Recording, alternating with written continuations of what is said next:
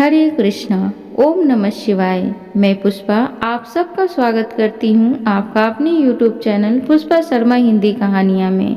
आज हम सब स्कंद षष्ठी की कथा को बड़े ही प्रसन्न चित्तमन के साथ श्रवण करेंगे।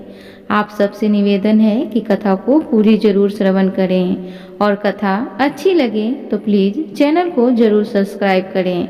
आपके एक लाइक एक सब्सक्राइब से मुझे बहुत ही ज़्यादा हौसला मिलता है। तो चलिए कथा को आरंभ करते हैं। हिंदू धर्म में स्कंद षष्ठी का व्रत बहुत ही महत्वपूर्ण माना जाता है। यह व्रत हर महीने शुक्ल पक्ष की षष्ठी तिथि को रखा जाता है। इस दिन भगवान शिव के बड़े पुत्र यानी भगवान कार्तिकेय की पूजा अर्चना की जाती है। भगवान कार्तिकेय को देवताओं का सेनापति माना जाता है। विशेष रूप से भगवान कार्तिकेय की पूजा दक्षिण भारत में की जाती है। इस दिन स्कंद षष्ठी का व्रत कथा का पाठ करना बहुत ही शुभ माना जाता है। पौराणिक कथाओं के अनुसार भगवान कार्तिकेय ने दानव तारकासुर का वध करके तीनों लोगों को उसके अत्याचारों से मुक्त कराया था। तो आइए विस्तार से स्कंद षष्ठी की कथा को श्रवण करते हैं। स्कंद पुराण के अनुसार शुक्ल पक्ष की षष्ठी तिथि पर भगवान कार्तिकेय का जन्म हुआ था। उन्होंने तारकासुर नामक असुर का वध करके देवताओं को उसके अत्याचारों से मुक्त किया। इस उपलक्ष्य में स्कंद षष्ठी का पर्व मनाया जाता है। पौराणिक कथा के अनुसार तारकासुर ने भगवान शिव को प्रसन्न करने के लिए कठोर तपस्या की और वरदान प्राप्त किया कि उसे केवल शिव के पुत्र के द्वारा ही पराजित किया जा सकता है। शिव जी ने यह वरदान दे दिया, लेकिन कुछ समय बाद माता सती ने आत्मदाह कर लिया, जिससे शिव का कोई पुत्र न हो सका। माता सती के जाने के बाद शिव जी ने संसार से दूरी बना ली और गहरे तप में लीन हो गए। इस बीच तारकासुर ने तीनों लोकों पर अत्याचार बढ़ा दिया। देवता मदद के लिए ब्रह्मा जी के पास पहुँचे।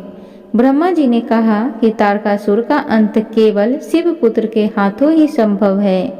देवताओं ने शिव को वैराग्य से बाहर लाने के लिए कामदेव को भेजा।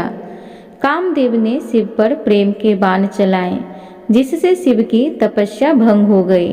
शिव इस छल पर अत्यंत क्रोधित हुए और अपनी तीसरी आंख खोलकर कामदेव को भस्म कर दिया।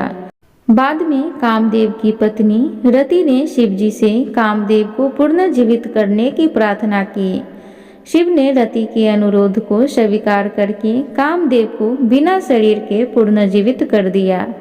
इसके बाद शिव जी माता पार्वती से विवाह करने के लिए तैयार हुए। शिव जी ने अपनी तीसरी आंख से 6 दिव्य चिंगारियां उत्पन्न की, जिन्हें अग्निदेव ने श्रवण नदी में प्रवाहित कर दिया। इन चिंगारियों से 6 बालक का जन्म हुआ।